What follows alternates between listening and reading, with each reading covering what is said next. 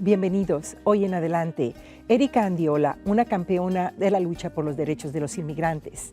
También Perez, instructor de artes marciales, y el jefe de la policía de Milwaukee, Alfonso, en una conversación con Portia Young, habla sobre la importancia de la diversidad y su experiencia como oficial latino.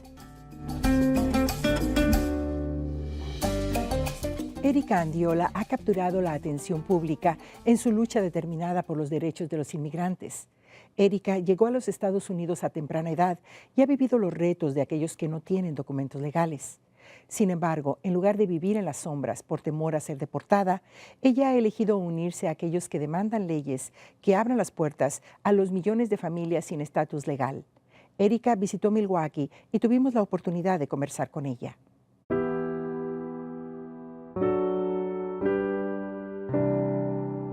I came to the U.S. when I was 11, and when we were in Mexico, where I'm originally from, my mom was a victim of domestic abuse for about 17 years. And one of the hardest decisions of her life was to figure out how to get out of that abusive relationship and have a better, much happier future for her children. The only way out was to follow the rest of her family members who were in the United States. Guadalupe Arriola, su madre, tomó la decisión de cruzar la frontera a los Estados Unidos a través del desierto, trayendo con ella a Erika de 11 años, su hermana de 18 y su hermano menor de 2 años, con la esperanza de tener un futuro mejor trabajando fuerte. My mom, would say at some point she was trying really hard to work. She was trying, she was selling food, she was cleaning houses, you name it. She was trying really hard to put food on her table. But, at some point she was almost giving up, and I was the one pushing, like, Ma, no, we need to stay.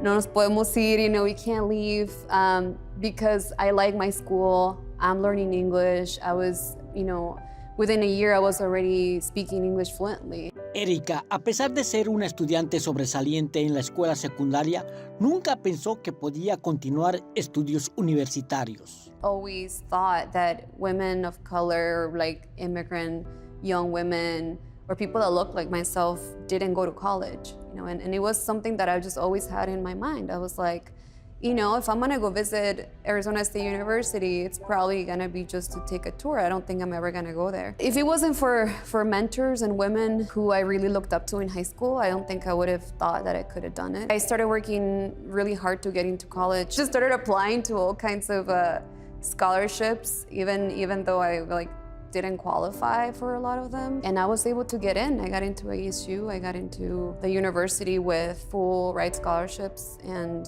in 2007, when I got a letter from the university, and they said that did not undocumented students from having any type of financial aid from the state. And they triple or quadruple, I can't even remember, my tuition. I just remember that it was too much money for me to pay. Erika desde secundaria fue una líder organizando clubes de hispanos en diferentes áreas, pero nunca pensó llegar a la política hasta estar en la universidad, y una ley les quitó las becas, y estos jóvenes comenzaron a organizarse. They got together a ton of dreamers in the university who also didn't qualify anymore for in-state tuition.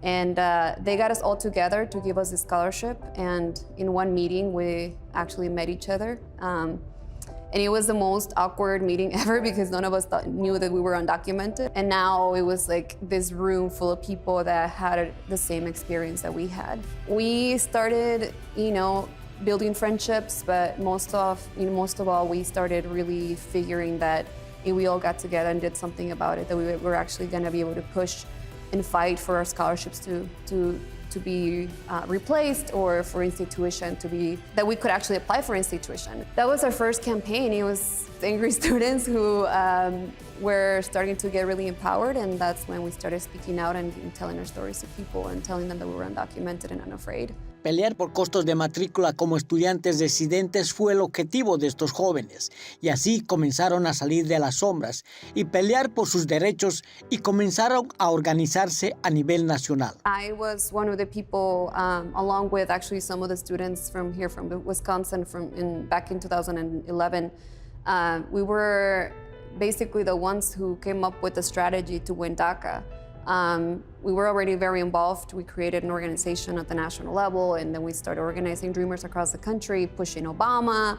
I mean, we were really the ones who pushed the president to do this. And so when DACA happened, I was really grateful. And I think for me, it meant more than just getting a status or some sort of ID or work permit. I think for me, it was a victory. You know, when I got that card in my mail, it was basically a reminder that everything that we sacrificed and everything that we fought for, and all that fear that we felt when we came out of the shadows, you know, saying we were undocumented, all that was worth it when I got the card. Esa inspiración la llevó a graduarse en Arizona State University en la rama de psicología. Because I grew up in a domestic violence household, it was always to be a psychologist, and I wanted to work with women who were victims of domestic violence. That was like my inspirations. I actually graduated with a bachelor's degree in psychology, but I wasn't able to use it at first. I was blessed to learn a lot about how government works in this country, how democracy works in this country, whether it was through the movement or working for a congresswoman, which I did, or working for Senator Bernie Sanders, which I did. I worked in his campaign for president.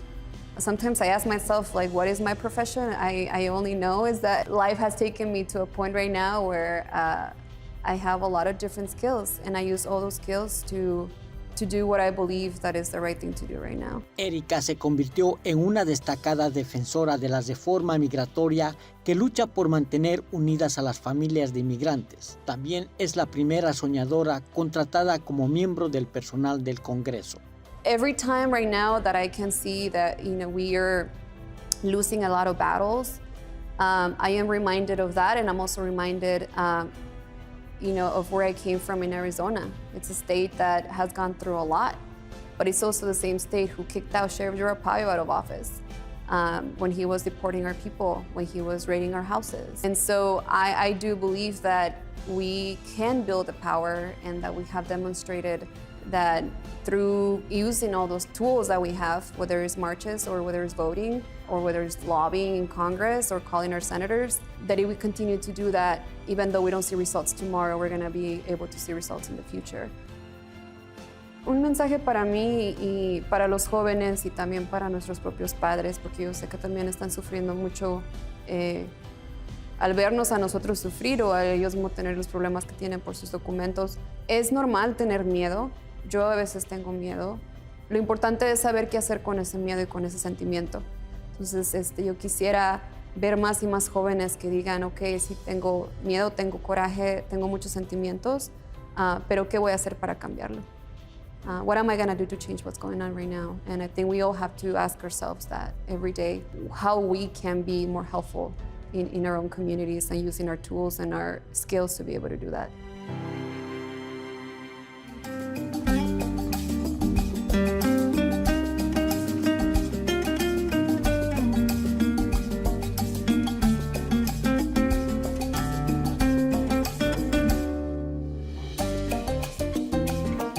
Bradley Perez, primer grado cinta negra en Taekwondo, se dedica a la enseñanza de las artes marciales porque quiere desarrollar en los estudiantes la autoestima, la honestidad y la integridad. En una conversación con Johnny Muñoz, él invita a que los padres consideren las artes marciales para que sus hijos busquen la superación personal.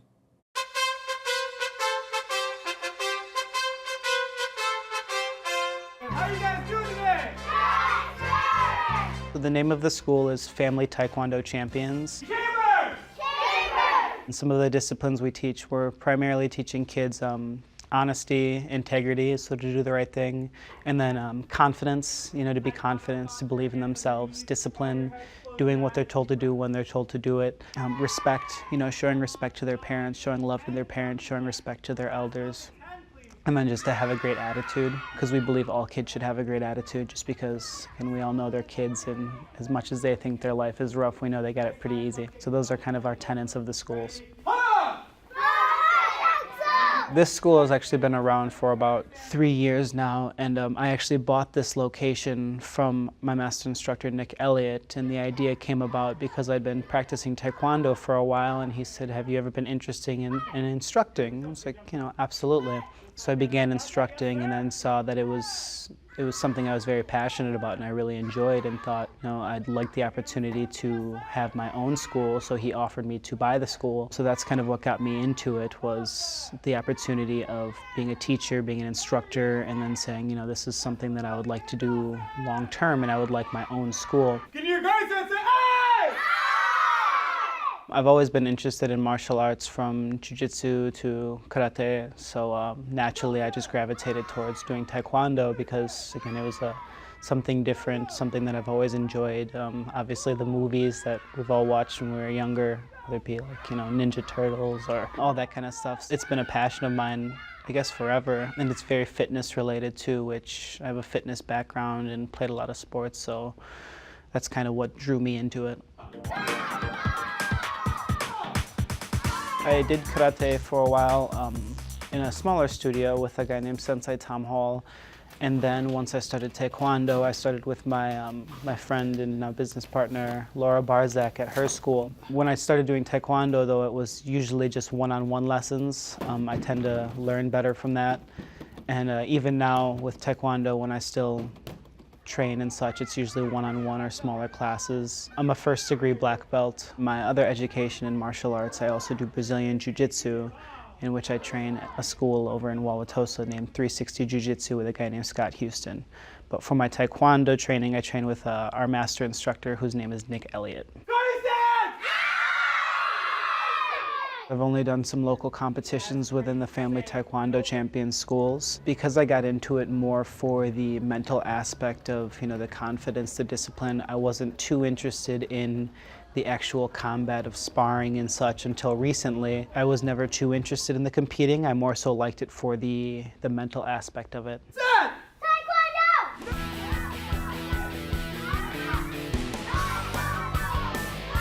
So our primary focus at our Taekwondo schools are to teach the kids life lessons.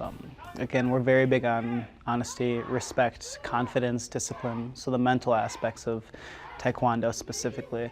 We also do teach self-defense, which is the kicks and punches that we do teach, and then the sparring as well. But again, the biggest aspect is to teach the kids, to be confident, to have confidence in themselves, to wake up every day, look in the mirror and say, I believe in me. So we really hold the kids accountable here to, again, do the right thing. We have conversations with them, how was school? What were you doing at school? Was that the right action you should have taken? Are you showing that you're a leader? Are you showing that you're, a true martial artist? And to be a true martial artist means to follow all those tenets: integrity, honesty, respect, confidence, discipline. What parents could expect is, again, to have their children and themselves, if they decide to take classes, because this is for adults as well, just teach life lessons overall, how to become the best version of yourself, physically and mentally. Martial arts come from all over the world. You have Brazilian Jiu-Jitsu, which obviously comes from Brazil. You have Muay Thai kickboxing, which comes from Thailand. You have karate, which comes from Japan, and then Taekwondo actually comes from Korea. In all honesty, most all of the martial arts are teaching life lessons. Like, the thing that differentiates Taekwondo from karate and Muay Thai kickboxing and Brazilian Jiu-Jitsu is Taekwondo. We focus on it's the art of hand and foot. So we do a lot of kicking, a little bit of punching, whereas Brazilian Jiu-Jitsu, it's more so grappling. Kung Fu is more so hand-trapping techniques and such. Again, with Taekwondo specifically, we focus more so on using your legs, keeping people away from you, using self-defense in that aspect, and then a little bit of punches and some hand-trapping techniques, but not too much. So I guess that's what differentiates the martial arts, is what part of your body you're using and how you're using it. At this point, I feel great because I see what it's done to transform me into a great instructor, and I see that happening to the other kids as well. So, our students coming in who are like, I'm not very good at Taekwondo, I don't know if I can do this. I know we're my transformation where I came from. I started as a white belt, so I see them in my shoes and I say, look, I started in the same place you were. You could be doing what I do. So I think it really helped give me a boost of confidence to see that, you know, I started at the bottom of the totem pole and now I'm up here instructing and teaching kids to instruct as well. You said, hey! You go. On average, it takes people from about 3 to 5 years. It's very dependent on the schools as well. Some schools have different ranking systems or belt systems, but on average, I would say about 3 to 5 years, sometimes a little bit longer. What really dictates that is how much you're practicing and how much effort you're putting into it. Again, like all things, the more time you put into it, the faster you'll progress. Sir, going to be. Hey!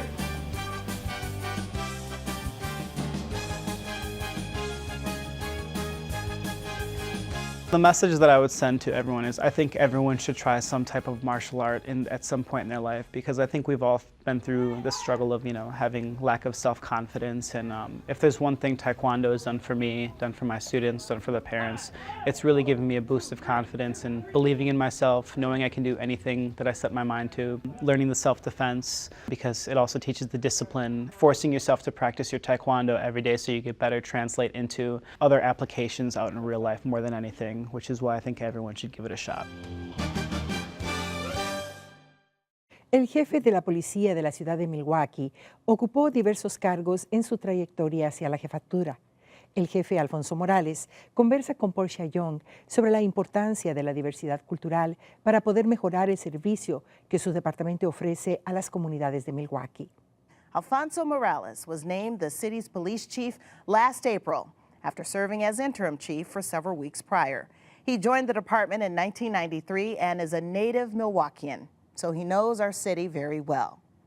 Chief Morales joins us now to talk about where we've been, where we are, and where we're going in terms of safety and community relations here in Milwaukee. Welcome, Chief Morales. Thank you. Happy to be here. You were born here in Milwaukee, grew up, went to school in a predominantly segregated city. As we know, a lot of the Midwestern cities face that. We did have the problem of historic police department behavior toward the community under certain leadership, so I will caveat that. But what kind of interactions did you have with the police officers when you were growing up? I'm going to tell you this because I hear oftentimes, and you can pick a different person within the department, my interactions were positive. My interactions were positive from the first day I obtained my driver's license, the first car that I bought with the first job that I had, and being pulled over by that first police officer, or even remembering the beat cops that walked the neighborhood, and in the neighborhood that I grew up in. The negative interaction actually was a positive interaction. And some examples, my first time I was pulled over, it was for a equipment violation, and it was a warning. As soon as the officer saw I had a driver's license, asked me about what school I was going to. He saw I went to school, I had a driver's license, told me what I needed to fix, and sent me on my way. It was polite. The beat cops in the neighborhood, I remember them, you know, bringing my brother home and talking to my parents because he was turning on firecrackers in the alley. Yeah, as a kid, I mean, negative, scary. The police came to your house, brought, you know, family member that got into trouble. But you look at those stories now, that's what we want our police officers to do. You hear some other stories, but you also have to take sometimes we hear one perspective of the story and not the entire perspective. I'm not saying there's negative interactions, right, but I got to tell you, my interactions and how I grew up, yes, there's two sides, and those childhood stories, I have to tell them. Mm-hmm. Okay. As a Latino police officer, did you ever encounter any obstacles when you wanted to join the force, or did you feel like perhaps when you joined the force that you were doing this on behalf of your community? I will tell you, and I say this, Spanish-speaking officer in law enforcement, yes, sometimes you view that as a tool instead of a police officer, what I mean by that is we speak two languages, no different than the Hmong police officer or the Vietnamese police officer, or a police officer that speaks a different language. And you have a growing Hispanic community.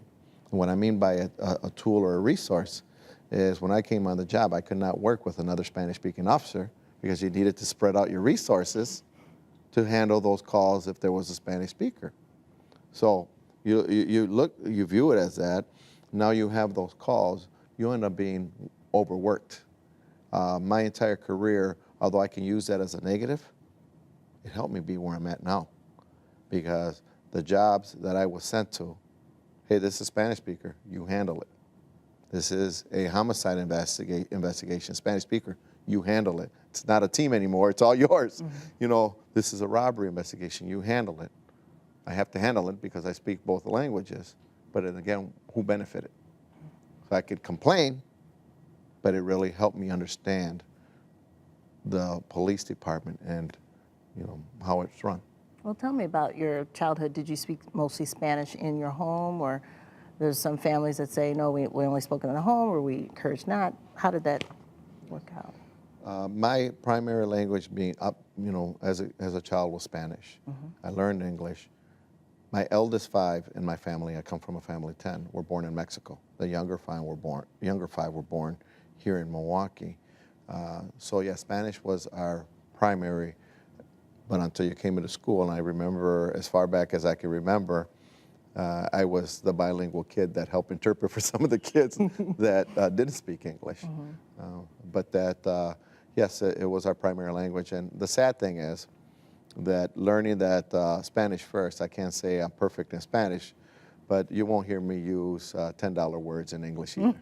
So you're not good in both of them. That's funny. Okay. All right. I do want to talk about how can you use that then, and how can you use your tool and your upbringing and the experience that you have to really crack down on racial profiling and to ensure that that doesn't come part of the fabric of Milwaukee PD? I can tell you with my 25 years of experience and what we want to do as the organization, and again, what I said 12 months ago, is the police department has to be in charge of our training. And oftentimes our training comes from lawsuits. And we're always behind the 8 ball if we're following the lawsuit that's determining what we train in. We're always going to be behind if that's the mandate. And what I like to do is we look at what happened in the last 25 years. I even go further back. I go back to the late 60s. I've had several members of the department that I work with that came on from the late 60s, 70s, 80s, and they're since gone. But I learned from what they've impressed upon me. And when we talk about diversity, the Milwaukee Police Department in the early 90s was doing some great things. We trained in culture diversity.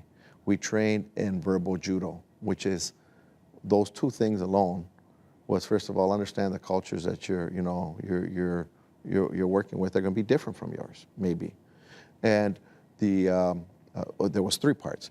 And the communication, even though it was verbal judo, it was helping us communicate with someone in ways that it would de-escalate the contact. And the third thing was, in the 90s, we brought up upon the department great diversity. So even partners, even though I told you I wasn't allowed to work with another person, I was working with somebody who may have never worked with a Hispanic officer. And you learn from each other. And sometimes those biases end up going away. Now, fast forward to 25 years from now, what are some of the things we're doing all over again? Fair and impartial policing, which helps us understand that we all have biases. And what are we training again? Professional communications. Where have we gone wrong in the last 25 years? And let me back up to the third part. Our diversity in our department is not what it was in the 90s. So we always push, what happened to the large group of minorities that we had in the department? They're retiring after 25 years. And why did we not sustain that? Why did we not sustain the training in communications? Why did we not sustain the training in culture diversity or fair and impartial policing? And the reason being is we have so much turnover in our department from retirements and movement that we have to remain those types of training as a constant, and always identify what better training and communication is out there to keep pushing that upon our officers. We have 21-year-old officers that work the streets. Do they really know how to communicate, especially in a generation now that communicates often through text message and cell phone? Our verbal communications are extremely important to de-escalate a contact when people are in crisis. That's a lot of training that we'd love, or I love to impose on our officers from the time they come on at 21 years of age or even at 18. Communication skills are extremely important. Thank you, Chief Alfonso Morales from Milwaukee Police Department. Thank you very much for being here. Thank you so much for having us. Para saber más sobre lo que ocurre en la comunidad, los invitamos a que visiten nuestras historias exclusivas en nuestro sitio de la internet Web Exclusives. También los invitamos a que no se pierda Milwaukee PBS Presenta todos los jueves a las 7:30 de la noche un programa local, incluyendo a Adelante el segundo jueves del mes. Y con un hasta pronto nos despedimos, invitándolos a que nos dejen saber sus comentarios por el teléfono 414-297-7544 o en nuestro correo electrónico. Visite nuestro sitio del internet en MilwaukeePBS.org y en Facebook. Soy Patricia Gómez, deseándoles paz y bendiciones.